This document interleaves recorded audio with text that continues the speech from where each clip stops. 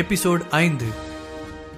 ரேஷ்மாவின் பிரச்சனையை தான் தீர்த்து வைக்கிறேன் என்பதை கிஷோர் நேரடியாக சொல்லாமல் அவளுக்கு ஆறுதல் சொல்வதைப் போல் சொன்னான். அவன் நினைத்தால் இந்த பிரச்சனை சுலபமாக முடிந்துவிடும். அதற்கான முயற்சியில் இறங்க தயாராக இருந்தான் கிஷோர். எந்த சூழ்நிலையிலும் தான் கோடீஸ்வரன் என்ற அடையாளத்தை வெளிக்காட்டிக் கொள்ளாமலே நடந்து கொண்டான். அப்போது கிஷோரின் குரலை கேட்ட ரேஷ்மா லேசாக திகைப்புடன் அவனை பார்த்தாள். அதுவரை அவன் இங்கு வந்திருப்பதை அவள் பார்க்கவே இல்லை. உடனே அழுகை நிறுத்திவிட்டு அவனை முறைத்தாள். நீயோ இங்கேதான் இருக்கியா என லேசாக முணங்கினாள். ஆனால் அது கிஷோரின் காதில் விழுந்தது. கிஷோர் ஆமாம் என லேசாக தலையை மட்டும் அசைத்தான். ஏதும் வாய் திறக்கவில்லை. நீ எதுக்கு இங்க வந்த என கோபமாக ரேஷ்மா அவனிடம் கேட்டாள். அவளுக்கு அவன் இங்கு இருப்பது பிடிக்கவில்லை. மேலும் அவனை பார்க்கவும் அவள் விரும்பவில்லை. கிஷோர் மீதான ரேஷ்மாவின் கோபம் இப்போது தேவையற்றது என நினைத்தவுடனே கிஷோருக்காக பிரியா அவளிடம் பேசினாள். ரேஷ்மா, கிஷோரும் நமக்கு ஏதாவது யோசனை சொல்லதான் இங்க வந்திருக்கான். அவன்கிட்ட இப்படிலாம் பேசாத என்றாள்.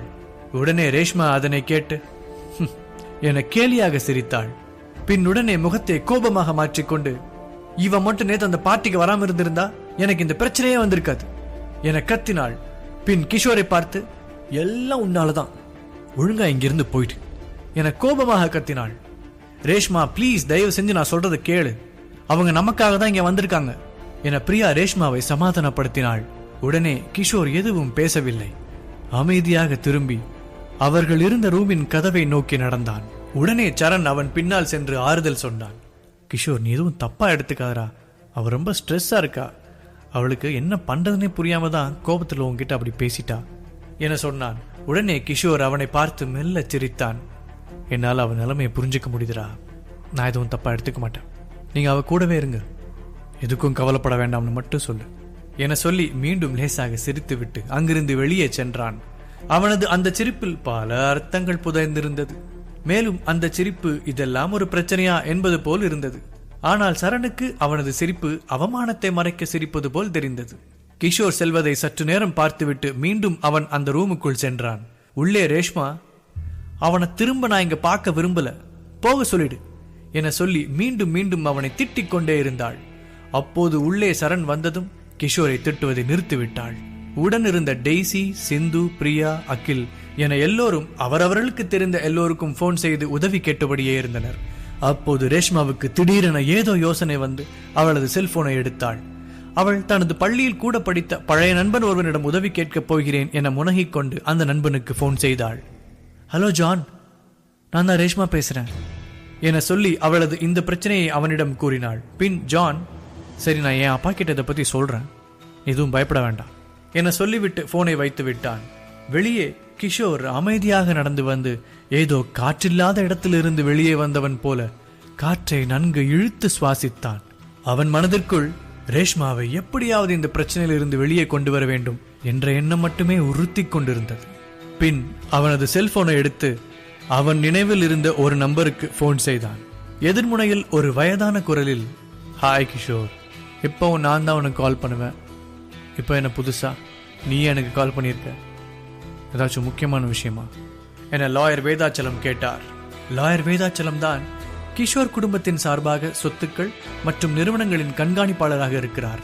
நல்ல மனிதர். கிஷோர் குடும்பத்தின் மீது மிகவும் அக்கறை கொண்டவர். லேசாக சிரித்த கிஷோர் அவரை நலம் விசாரித்துவிட்டு, வேதாச்சலம் அங்கிள், இப்போ நான் என் குடும்ப செல்வாக்க பயன்படுத்தலாமா என கேட்டான். உடனே எந்த யோசனையும் இன்றி வேதாச்சலம், கண்டிப்பா, நேத்து முந்தின நாள்ல இருந்து நீங்க உங்க குடும்ப செல்வாக்க பயன்படுத்துற காலம் ஆரம்பிச்சிருச்சு. அதுவும் இல்லாம உங்களுக்கான கட்டுப்பாடுகள் எல்லாத்தையும் நீக்கியாச்சு என சந்தோஷமாக பதிலளித்தார். பின் கிஷோர் நேரடியாக விஷயத்திற்கு வந்தான். சந்தோஷம், நான் இப்போ இந்த சக்தி குழுமத்தை எதிர்க்கலாம்னு இருக்கேன். அவங்கள பத்தின விவரம் கொஞ்சம் சொல்ல முடியுமா என கேட்டான். அதற்கு அவர், சக்தி குழுமத்தை பற்றி எங்கேயோ கேள்விப்பட்டது போல இருக்கே என யோசித்தார். உண்மையில் சக்தி குழுமம் இந்த நகரத்தில் வேண்டுமானால் பெரிய செல்வாக்கு மிக்கவர்களாக இருக்கலாம். ஆனால் கிஷோரின் குடும்ப செல்வாக்கு உலகம் முழுவதிலும் இருந்தது. பின் வேதாச்சலத்திற்கு ஞாபகம் வந்து, கண்டிப்பா விசாரிக்கிறேன். அந்த நிறுவனத்தை பற்றி நமக்கு கீழே இருக்கும் சத்தியம் நிறுவனத்தின் மேலாளரான சிதம்பரத்திடம் கேட்கிறேன் என சொல்லிவிட்டு, சரி கிஷோர், நீ எதுக்காக அவங்களை எதிர்க்க போறேன்னு நான் கொஞ்சம் தெரிஞ்சுக்கலாமா என கேட்டார். கிஷோர் அவரின் கேள்விக்கு பதில் சொல்லவில்லை. அதை பத்தி அப்புறம் சொல்றேன் இப்போ எனக்கு உடனே சிதம்பரத்துக்கிட்ட சொல்லி சக்தி குழுமம் ஈஸ்ட் வெஸ்ட் கம்பெனி மேல எடுத்திருக்கிற எல்லா நடவடிக்கைகளையும் நிறுத்த சொல்லுங்க. இல்லைனா அதுக்கான பின்விளைவுகளை சந்திக்க தயாரா இருக்க சொல்லுங்க என வேகமாக சொன்னான். கிஷோரின் இந்த நடவடிக்கைகளுக்கு சரியான காரணம் இருக்கும் என்று லாயர் வேதாச்சலம் நன்கு அறிந்திருந்தார். சரி, நீ எதுக்கும் கவலைப்படாத. இன்னும் 1/2 மணி நேரத்துல நீ நினைச்சதெல்லாம் கரெக்டா நடக்கும் என்று உறுதியான குரலில் வேதாச்சலம் பதிலளித்தார். பின் கிஷோர் தேங்க்ஸ் அங்கிள் என சொல்லிவிட்டு போனை வைத்தான். கிஷோரின் உத்தரவுப்படி சத்தியம் நிறுவனத்தின் மேலாளர் சிதம்பரத்திற்கு போன் செய்து கிஷோர் சொன்ன அனைத்தையும் சொல்லிவிட்டு போனை வைத்தார். சிதம்பரமும் கிஷோரின் உத்தரவை நிறைவேற்ற அடுத்த கட்ட நடவடிக்கையில் இறங்கினார். இங்கு கிஷோர் ரேஷ்மாவையும் அவளது குடும்ப நிறுவனமான ஈஸ்ட் வெஸ்டையும் காப்பாற்றுவதற்கான எல்லா நடவடிக்கைகளையும் எடுத்துவிட்டு அவை எதற்கும் தான் சம்பந்தமே இல்லை என்பது போல ஒரு நதிக்கரையின் ஓரத்தில் நின்று ஒரு சாதாரண மனிதனைப் போல வேடிக்கை பார்த்து கொண்டிருந்தான். ஒரே ஒரு போன் காலில் அனைத்தையும் முடித்து விட்டான். நிழல் உலகின் முடிசூடா மன்னனாக அவன் தன் முதல் அத்தியாயத்தை இன்று துவங்கிவிட்டான். இனி அவனை நினைத்தாலும் இந்த கோடீஸ்வரன் விளையாட்டில் இருந்து பின்வாங்க முடியாது. அதேபோல் பிரியாவின் வீட்டில் அடுத்து யாரிடம் உதவி கேட்பது என புரியாமல் அனைவரும் யோசித்துக் கொண்டிருக்க அப்போது ரேஷ்மாவுக்கு அவளது அப்பா போன் செய்தார். முதலில் எடுக்க விருப்பமில்லாமல் இருக்க தொடர்ந்து அவர் போன் செய்து கொண்டே இருந்தார். ஒரு கட்டத்தில் கடுப்பான ரேஷ்மா போனை எடுத்தாள். உடனே அவளது அப்பா, ரேஷ்மா, அப்பாவை மன்னிச்சிருமா, ஏதோ பதட்டத்தில் அப்படி சொல்லிட்டேன், நான் அப்படி சொல்லியிருக்க கூடாது என கெஞ்சி பேசினார். ரேஷ்மாவுக்கு அவளது அப்பா முன்பு பேசிய வார்த்தைகள் எதையும் மறக்கவில்லை. பின் அவள் அப்பாவை கோபமாக கத்தி திட்டினாள். அவளது அப்பா தன் மகள் திட்டுவது நியாயம்தான் எனவும் ஒரு அப்பாவாக தான் இப்படி பேசியிருக்க கூடாது எனவும் நினைத்து வருந்தினார். இல்லம்மா, எல்லா பிரச்சனையும் சால்வ் ஆயிடுச்சு. சக்தி குரூப் ஆஃப் கம்பெனிஸ் அவங்க டிமாண்ட் எல்லாத்தையும் வித்ட்ரா பண்ணிட்டாங்க என்று சொன்னவர் பின்பு ரேஷ்மாவிடம் அவளின் நண்பர்கள் தான் யாரோ ஒருவர் உதவி செய்து இந்த பிரச்சனையை தீர்த்து வைத்திருக்கிறார் என்பதை தெரிந்து கொண்டு அதனை அவளிடம் கூறினார். மேலும் அவர் யார் என்பதை கண்டுபிடித்து நன்றி சொல்லவும் சொன்னார். இப்போது ரேஷ்மாவுக்கு ஒன்றும் புரியவில்லை. அவளுக்கு யார் உதவி செய்திருப்பார்கள் என்ற யோசனையுடனே தன்னுடன் இருந்த அனைவரையும் பார்த்தாள். ஏ டெய்சி, நீதானே எனக்கு உதவி பண்ண என ரேஷ்மா அவளிடம் கேட்க, இல்ல, நான் கால் பண்ண யாரும் நமக்கு உதவ முன்வரல என டெய்சி பதிலளித்தாள். பின் குழம்பி பிரியா, சிந்து, சரண், அகில் என எல்லோரிடமும் எனக்கு யார் உதவி செய்தது என கேட்டு பதில் கிடைக்காமல் யோசனையிலேயே இருந்தாள். அப்போதுதான் கிஷோர் அவளது ஞாபகத்துக்கு வந்தான். ஆனால் அவனுக்கு சரியா பேங்க் கூட போக தெரியாது, கண்டிப்பா அவனால் எனக்கு உதவி செஞ்சிருக்க முடியாது என அவளுக்குள் நினைத்துக் கொண்டாள். அப்படின்னா யாரா இருக்கும்? இந்த கேள்வியை தீவிரமாக யோசித்தபடியே கண்களை மூடினாள். அப்போது மின்னல் போல அவள் மனதில் ஒரு பெயர் நினைவுக்கு வந்தது. ஜான் என லேசாக முணங்கினாள்.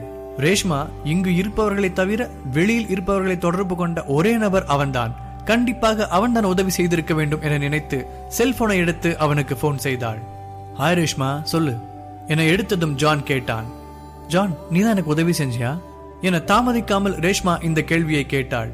உடனே ஜான், தெரியல ரேஷ்மா, நீ எனக்கு போன் செஞ்சதும் உடனே நான் என் அப்பா கிட்ட விஷயத்த சொன்னேன். அவரும் சரி நான் பாத்துக்கிறேன், பிரச்சனையை சரி பண்ணிடுறேன்னு சொன்னாரு. ஆனா அதுக்கப்புறம் நான் இன்னும் என் அப்பா கிட்ட எதுவும் கேட்கலையே என நிச்சயமற்ற முறையில் சொன்னான். உடனே ரேஷ்மா சந்தோஷமானாள். ஜான் தான் உதவினான் என உறுதிப்படுத்திக் கொண்டு, பிரச்சனை முடிஞ்சிருச்சு ஜான், ரொம்ப நன்றி, நீதான் எனக்கு தெரியும், தேங்க்ஸ் தேங்க்ஸ் தேங்க்ஸ் அலாட் என அவனிடம் சொன்னாள். மேலும் சக்தி குழுமத்தை சமாதானப்படுத்தும் அளவுக்கு தனக்கு ஒரு நண்பன் இருப்பதை நினைத்து ரேஷ்மா சந்தோஷப்பட்டாள். பாவம், அவளுக்கு உண்மை என்னவென்றே தெரியவில்லை. இது அத்தனைக்கும் காரணம் கிஷோர் தான் என்று அவளுக்கு மட்டுமில்லை, கிஷோரின் நண்பர்களுக்கும் கூட. இரவு கிஷோர் அமைதியாக அவனது அறைக்கு சென்றான். தனது செல்வாக்கு உலகம் முழுக்க இருந்தாலும் அதனை சரியாக பயன்படுத்தும் விதத்தில் பயன்படுத்திவிட்டு இப்போது மிக சாதாரணமானவனாக மாறி படுக்கையில் படுக்க சென்றான். அப்போது லாயர் வேதாச்சலம் அவனுக்கு போன் செய்தார். சத்தியம் நிறுவனத்தின் மேலாளர் சிதம்பரம் உன்னை சந்திக்க விரும்புறார் என கிஷோரிடம் சொன்னார். அவங்கள சந்திக்கிறது எனக்கும் சந்தோஷம்தான் என கிஷோர் சொன்னதும், அப்ப அவரை உன் காலேஜ்ல வந்து பார்க்க சொல்லட்டுமா என திரும்ப கேட்டார். கிஷோர் அவரை காலேஜில் சந்திப்பது வசதியாக இருக்காது என நினைத்தான். மேலும் இங்கு வந்தால் தன்னுடைய அடையாளம் தெரிந்துவிடும் என்றும் நினைத்தான். அவன் மிக எளிமையாக வாழவே விரும்பினான். வேண்டாம் அங்கிள், அவர் என்ன காலேஜ்ல மீட் பண்ண வேண்டாம், ஏதாவது ஹோட்டல்ல மீட் பண்ண சொல்லுங்க என கிஷோர் சொன்னான். சரி, நான் அவர்கிட்ட உன் விருப்பத்தை சொல்லிடுறேன் என்று சொல்லிவிட்டு வேதாச்சலம் போனை வைத்தார். அடுத்த நாள் காலை எழுந்த கிஷோர் அவனது செல்போனை பார்க்கும்போது லாயர் வேதாச்சலிடம் இருந்து சிதம்பரம் சந்திக்க இருக்கும் ஹோட்டலின் பெயரும் ரூம் நம்பரும் மற்றும் நேரமும் ஒரு மெசேஜில் வந்திருப்பதை பார்த்தான். கிஷோரும் அவனது நண்பர்களும் வழக்கமாக காலேஜுக்கு கிளம்பி சென்றனர். அப்போது நேற்று ரேஷ்மாவின் பிரச்சனைகள் தீர்க்கப்பட்ட விதத்தை பற்றி கிஷோரிடம் அகில் ஆச்சரியமாக சொல்லிக் கொண்டே வந்தான். கிஷோரும் தனக்கு எதுவும் தெரியாதவன் போலவே எல்லாத்தையும் கேட்டுக்கொண்டே வந்தான். அப்போது சரண் வேகமாக வந்தான். ரேஷ்மாவுக்கு நேற்று நைட் ஆக்சிடென்ட் ஆயிடுச்சு என கூறினான். ரேஷ்மா நேற்று ஹோட்டலில் அவளது நண்பன் ஜானை சந்தித்துவிட்டு அவனுடன் பைக்கில் திரும்பும் போது கீழே விழுந்து அடிபட்டு இப்போது ஹாஸ்பிட்டலில் சிகிச்சை பெற்று வருகிறாள் என விவரித்தான். எல்லோரும் மருத்துவமனைக்கு சென்று ரேஷ்மாவை பார்க்க சம்மதித்தனர். ஆனால் கிஷோர் மட்டும் ரேஷ்மாவை பார்க்க வரவில்லை என்று சொல்லிவிட்டான். மேலும் நேற்று நடந்த நிகழ்விற்கு பிறகு யாரும் கிஷோரை கட்டாயப்படுத்தவில்லை. காலேஜில் வகுப்புகள் தொடங்கப்பட்டது முதல் 2 வகுப்புகளில் மட்டுமே இருந்துவிட்டு கிஷோர் தனியாக வெளியே வந்து ஒரு ஆட்டோவை பிடித்துக்கொண்டு லாயர் வேதாச்சலம் அனுப்பியிருந்த ஹோட்டலுக்கு சென்றான். கிஷோர் ஹோட்டல் உள்ளே சென்றான். ஹோட்டல் மாளிகை போல கண்ணாடிகளால் அலங்கரிக்கப்பட்டிருந்தது. அது அந்த நகரத்தின் முக்கியமான ஸ்டார் ஹோட்டல். கிஷோர் நேராக லிப்ட் நோக்கி நடந்தான். முதலில் தனியாக லிப்டில் ஏறிய அவன் கதவு மூடும் நேரத்தில் லிப்டுக்காக ஓடி வந்த ஒரு பெண்ணை பார்த்ததும் வேகமாக அங்கிருந்து பட்டனை அழுத்தி கதவை திறந்தான். நீண்ட அழகான முடி, வெள்ளை நிற தோல், அழகான கண்கள், இளஞ்சிவப்பு உதட்டுடன் ஒரு பெண் வந்து லிப்டின் உள்ளே நுழைந்தாள். கிஷோர் அவளின் அழகை கண்டு திகைத்து போய் நின்றிருந்தான். லிப்டின் கதவு மீண்டும் மூடப்பட்டு கிஷோரும் அந்த அழகான பெண்ணும் மட்டும்தான் உள்ளே இருந்தனர். கிஷோரின் இதயம் வேகமாக துடித்தது. அவனை அறியாமலேயே அவன் கண்கள் ரகசியமாக அந்த பெண்ணின் பக்கமே திரும்பியது. இப்படி அவன் திரும்ப திரும்ப பார்த்ததும் அந்த பெண், நீ ஏன் என்ன பார்த்துக்கிட்டே இருக்க என அவனிடம் நேராக கேட்டாள். ஒன்னும் இல்ல என சொல்லி கிஷோர் அதிர்ச்சியானான். அவனது இதயம் மேலும் மேலும் வேகமாக துடித்தது. இது போன்ற நிலையை அவன் இதற்கு முன் சந்தித்ததே இல்லை. மீண்டும் அவளை அவன் ரகசியமாக பார்க்க திரும்பவும் அவள் கோபமாக முகத்தை வைத்துக் கொண்டாள். கிஷோரின் உடம்பு சற்று சூடு அதிகமாகி மூக்கின் வழியாக ரத்தம் வழிந்தது. அதனை துடைத்துக் கொண்டிருக்கும் போது மூக்கில் அரிப்பு ஏற்பட்டு அச் என தும்ப அவன் மூக்கில் இருந்த ரத்தம் அவள் டிரெஸ் மேல் தெளித்திருந்தது. உடனே அவள் அவனை திட்ட, கிஷோர் சாரி சாரி என சொல்லி அவனது கைக்குட்டையால் அவள் டிரெஸ்ஸில் இருக்கும் ரத்தத்தை துடைக்க முயலும் போது யதார்த்தமாக அவனது கை அவள் மார்பகத்தில் பட அவள் கிஷோரை ஓங்கி அறைந்தாள். அந்த நேரத்தில் லிப்ட் நின்று கதவு திறக்க கிஷோரை திட்டியபடியே அவள் பாத்ரூமுக்குள் சென்றாள். கிஷோரும் தவறுதலாக நடந்துவிட்டது என சொல்லி அவளிடம் மன்னிப்பு கேட்க பாத்ரூம் வாசலிலேயே நின்றிருந்தான். அவள் டிரெஸ்ஸில் இருந்த ரத்தத்தை கழுவி விட்டு வெளியே வந்ததும் கிஷோர் சாரி ப்ளீஸ் என மன்னிச்சிடுங்க என சொல்ல அவள் கண்டுகொள்ளாமல் அங்கிருந்து சென்றாள். பின் கிஷோர் அந்த ஹோட்டலில் தான் செல்ல வேண்டிய ரூம் நம்பர் 888 நோக்கி நடந்தான். அந்த ரூமின் காலிங் பெல்லை அடித்துவிட்டு அவன் வாசலில் நின்றான். அப்போது அந்த அறையின் கதவை ஒரு பெண் திறந்தாள். கிஷோரை பார்த்ததும் அந்த பெண் அதிர்ந்து நின்றாள். ஆம், அந்த பெண் லிப்டில் கிஷோருடன் வந்த அதே பெண்தான்.